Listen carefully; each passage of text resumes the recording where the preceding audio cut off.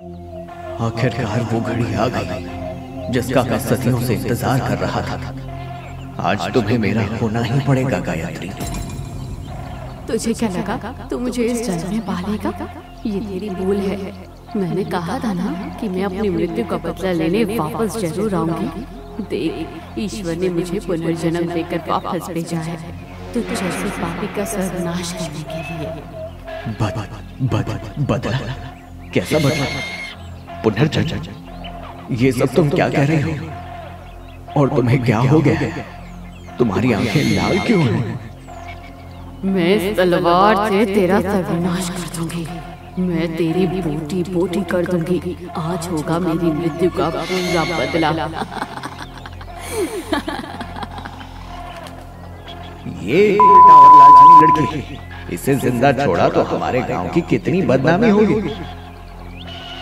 सबको बता तू कौन है और तूने मेरे साथ पिछले जन्म में क्या क्या किया था, बता।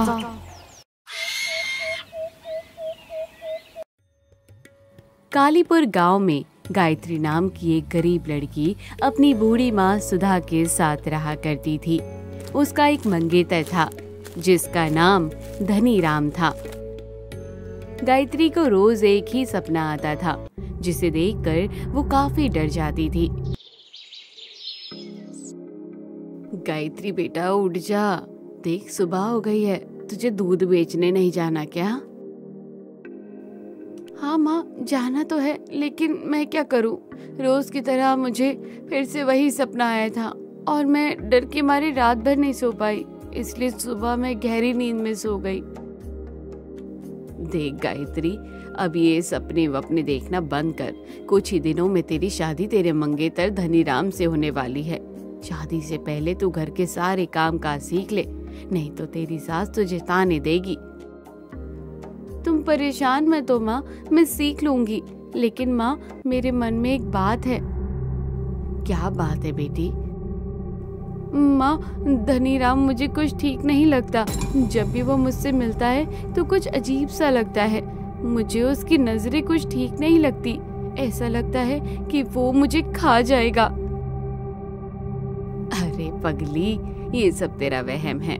धनीराम एक बहुत ही अच्छा लड़का है। उससे शादी करके तू बहुत खुश रहेगी। चल अब तू दूध बेचने जा, वरना देर हो जाएगी। ठीक है माँ, मैं निकलती हूँ। रात होती है, वही सपना आता है। काली रात में घने जंगल के एक पेड़ पर लड़की बंधी हुई और काले आसमान में चमगादड़ उड़ रहे हैं। डर का माहौल है। उस पेड़ के चारों ओर लोग मशाल लेकर खड़े हैं। वो लड़की दर्द भरी आवाज से चिल्लाती है, बचाओ बचाओ बचाओ, मैं निर्दोष हूँ, मुझे छोड़ दो, मुझे मत मारो। क्या तुम में से किसी को मुझ पर दया नहीं आ रही है? ये एक उल्टा और लालची लड़की है, इसे जिंदा छोड़ा तो हमारे गांव की कितनी बदनामी होगी। हाँ हाँ, बलराम एकदम ठीक कह रहा है। बचाओ बचाओ बचाओ, मैं निर्दोष हूँ, मेरी मदद करो।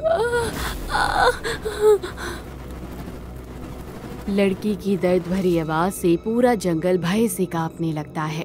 चारों तरफ चील, कौवे और चमगादड़ उड़कर भागने लगते हैं। तभी गायत्री की आंख खुल जाती है और वो पसीने पसीने से तरबतर हो जाती है। बचाओ बचाओ बचाओ, मैं निर्दोष हूँ, मैंने कुछ नहीं किया। क्या हुआ गायत्री, तू चिल्ला क्यों रही है? क्या तूने फिर से वही सपना देखा? हाँ माँ, मुझे रोज वही सपना आता है। ज्यादा कुछ साफ नजर नहीं आता, पर वो सपना बहुत भयानक होता है। आखिर मुझे एक ही सपना बार बार क्यों आता है माँ? अरे तू परेशान मत हो, एक ही सपना तो है। जब तेरी शादी हो जाएगी तो ऐसे सपने आने बंद हो जाएंगे। चल अब तू सो जा और सुबह उठना है।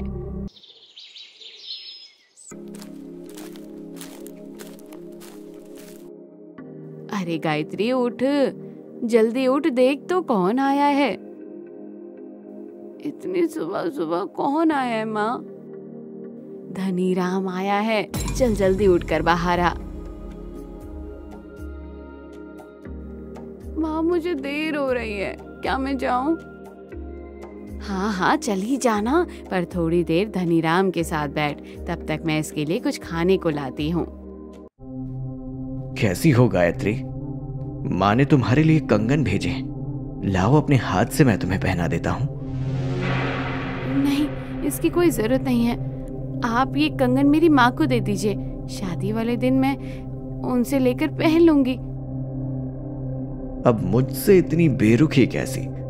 अब तो कुछ ही दिनों में हमारी शादी होने वाली है, फिर मुझसे कैसी शर्म? मुझे देर हो रही है, आप माँ के पास बैठिए, मैं चलती हूँ। गायत्री दूध बेचने चली जाती है।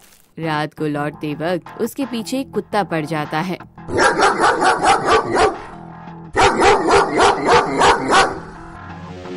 अरे ये कुत्ता तो मेरे पीछे ही पड़ गया। हट हट हट हट, दूर हट मुझसे, हट हट।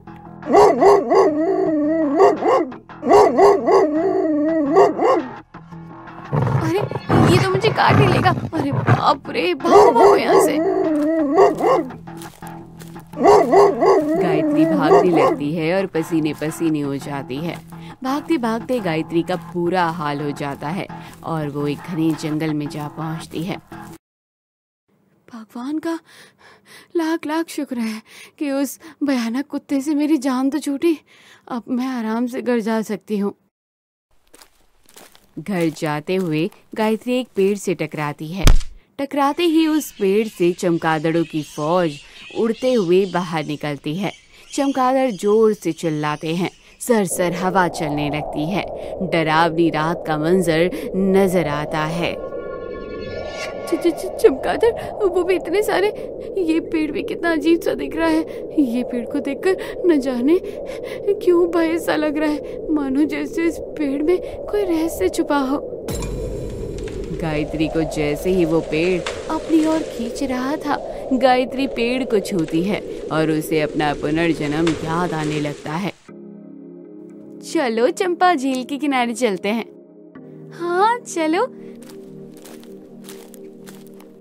नंदिनी, मैं तुमसे कुछ कहना चाहता हूँ। क्या कहना है? तुम मुझे बहुत अच्छी लगती हो और मैं तुमसे शादी करना चाहता हूँ। अगर तुम ना मिली तो मैं मर जाऊंगा। तुम होश में तो हो? क्या तुम नहीं जानते कि पिताजी ने मेरा रिश्ता तय कर रखा है? फिर भी तुम ऐसी बातें कर रहे हो। ये नामुमकिन है। अपने दिमाग से मेरा ख्याल निकाल दो। नंदिनी, मेरी बात समझने की कोशिश करो। मैं तुम्हारे बिना नहीं जी पाऊंगा। मुझे तुम्हारी कोई बात नहीं सुननी। तुम जाओ यहाँ से। नंदिनी, तेरा घमंड तो मैं एक दिन जरूर तोड़ूंगा। तू अब देख मैं तेरे साथ क्या करता हूँ। तू मेरी ना हुई तो मैं तुझे किसी और की भी नहीं होने दूंगा। एक दिन बलराम अपने दोस्त रामू के साथ मिलकर नंदिनी से बदला लेने के लिए सोचता है। रामू, तुम मेरे दोस्त हो, क्या उस घमंडी नंदिनी को सबक सिखाने में तुम मेरी मदद करोगे? हाँ बलराम, तुम मुझे बताओ क्या करना होगा, मैं तुम्हारा साथ जरूर दूंगा। तुम्हें बस चुपके से नंदिनी के घर जाना होगा, बाकी का काम मैं कर लूंगा, ठीक है? रात के समय रामू और बलराम छुपकर नंदिनी के घर जाते हैं। चारों तरफ सन्नाटा छाया रहता है। रामू, तुम अंदर जाओ और जितनी देर हो सके उतनी देर तक अंदर ही रहना।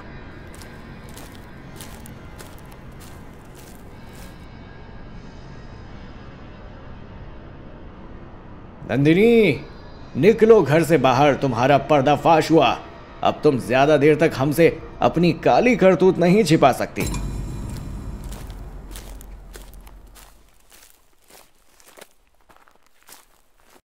अरे तुम मेरे घर क्या कर रहे हो? हाँ, तुम्हारी हिम्मत कैसे हुई मेरे घर में घुसने की? गांव वालों देखो, नंदिनी रामू से रात के समय में अकेले मिलती है। ये एक उल्टा और लांछनी लड़की है। बलराम, अपनी जुबान को काबू में रखो। ये तुम मेरे बारे में क्या अनाप शनाप बोल रहे हो? तुम पाप करो और मैं चुप रहूं? भाइयों देखो जरा कैसे ये लड़की पाप करने के बाद भी निडर होकर मेरे सामने खड़ी है। क्या आप सब भी यही चाहते हैं कि इसे देखकर गांव की और लड़कियां भी इसी की तरह बन जाए?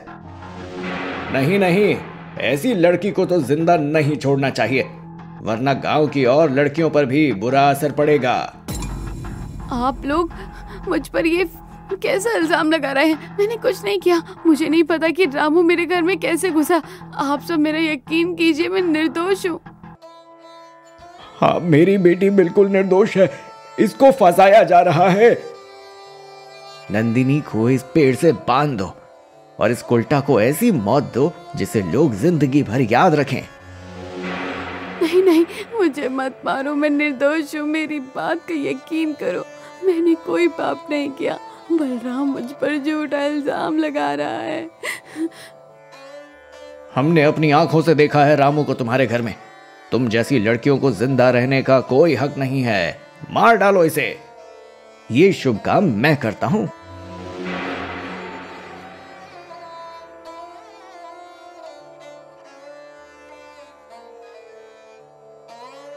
नहीं, मेरी बेटी को मत जलाओ। अरे वो निर्दोष है। पिताजी, मुझे बचा लो। पिताजी, कोई मेरी बेटी को बचाओ।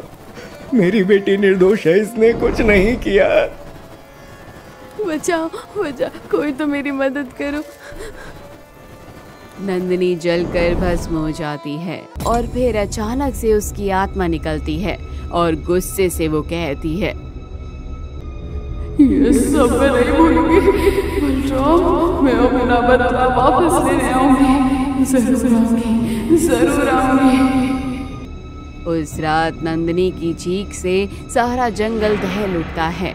अब गायत्री का सपना उसे साफ साफ समझ में आ जाता है और वो अचानक से अपने होश में आ जाती है। अच्छा, तो मैं ही हूँ वो लड़की जिसे बलराम ने जलाकर मारा था। इसका मतलब मेरा पुनर्जन्म हुआ है और पिछले जन्म में मेरा नाम नंदिनी था। यानी वो बलराम कोई और नहीं, धनीराम है। गायत्री जल्दी जल्दी दौड़ते हुए घर जाती है और हाँफते हुए अपनी माँ से कहती है, माँ सुनो मेरी बात, मैं धनीराम से शादी नहीं कर सकती। अगर मैंने उससे शादी की तो उसका मकसद पूरा हो जाएगा।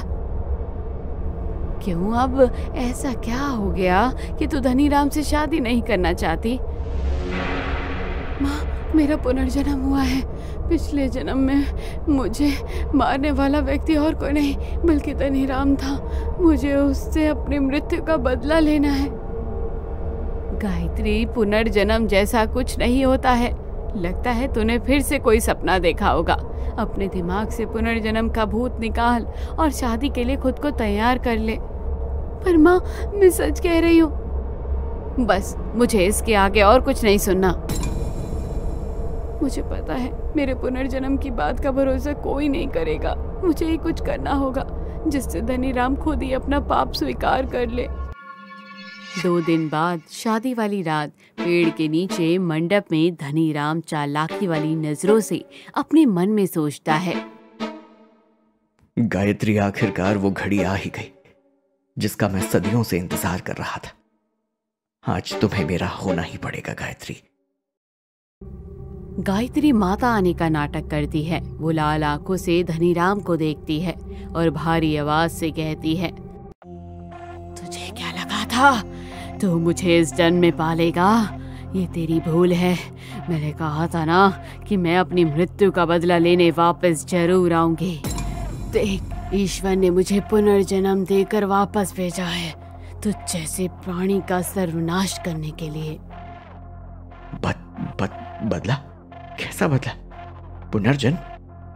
ये सब तुम क्या कह रही हो? और तुम्हें क्या हो गया है? तुम्हारी आंखें लाल क्यों हैं? लगता है गायत्री पर माता आ गई है। मैं इस तलवार से तेरा सर्वनाश कर दूंगी। मैं तेरी पोटी पोटी कर दूंगी। आज होगा मेरी मृत्यु का पूरा बदला। इतना कहकर गायत्री धनीराम की गर्दन पर तलवार रख देती है। नहीं नहीं, मुझे छोड़ दो। तुम जो कहोगी मैं करूंगा। मुझे मत मारो। सबको पता तू है कौन और तूने मेरे साथ पिछले जन्म में क्या क्या किया था, बता। ठीक है, मैं सब सच बताने को तैयार हूँ, पर मेरे गले से अपनी तलवार तो हटाओ। ठीक है, चल अब अपने पिछले जन्म के पाप के बारे में सबको बता। गायत्री ठीक कह रही है, मैं ही बलराम हूँ जिसने पिछले जन्म में गायत्री को ना पाने की जलन में उस पर झूठा इल्जाम लगाया था और उसे दर्दनाक मौत दी थी। पापी, तूने जलन में आकर एक निर्दोष को जिंदा चला दिया। किसी निर्दोष लड़की पर गलत इल्जाम लगाते हुए तुझे जरा भी दया नहीं आई। मौका पाकर धनीराम गायत्री से तलवार छीन लेता है और कहता है, तुम्हें क्या लगा मैं तुम्हें ऐसे ही जाने दूंगा? नहीं, अब मुझे तुमसे शादी करने से कोई नहीं रोक पाएगा। तुमको इस जन्म में तो मेरा होना ही पड़ेगा। फेरे की रस्म शुरू होती है। फेरे लेते समय गायत्री धनीराम को धक्का दे देती है और उसका सर हवन कुंड में पड़ने से वो जलकर मर जाता है। बचाओ बचाओ, मुझे कोई बचाओ, बहुत जलन हो रही है, मेरा पूरा शरीर जले जा रहा है। तुझ जैसे पापी की यही सजा है कि तू भय से चिल्लाए, दर्द से चिल्लाए और फिर उसी दर्द और भय से मर जाए। धनीराम जलकर मर जाता है और फिर गायत्री थक हार कर बेहोश हो जाती है। बेटा गायत्री, गायत्री उठ, तुझे क्या हो गया है? ये सब नजारा देखकर लोग भयभीत हो गए। वहाँ एक सन्नाटा सा छा गया। बेटा गायत्री, तुझे सपना नहीं आया? नहीं माँ, अब वो सपना मुझे नहीं आएगा, क्योंकि जिस मकसद से वो सपना मुझे आता था वो मकसद अब पूरा हो चुका है। मेरा बदला पूरा हो चुका है। तो दोस्तों, कहानी यहीं खत्म होती है। कहानी की सीख हमें यही सिखाती है कि हर अन्याय करने वाले का एक दिन सर्वनाश जरूर होता है, और जिस पर अन्याय होता है उसे देर से ही सही लेकिन ऊपर वाला इंसाफ जरूर दिलाता है।